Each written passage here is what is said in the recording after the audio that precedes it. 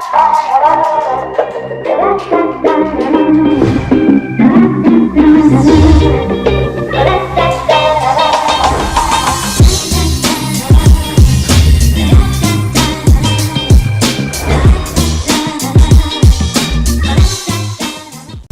less than 3 weeks from the Galaxy S9 big unveil, and a new set of pictures showing the flagship have just popped up online.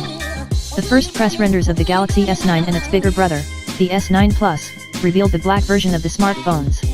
Today, Evan Blass posted 2 new pictures of the Galaxy S9 and S9 Plus showing the lilac purple variant of the flagships. On top of that, we get to see the rear side of the phones, as well as the left and right edges.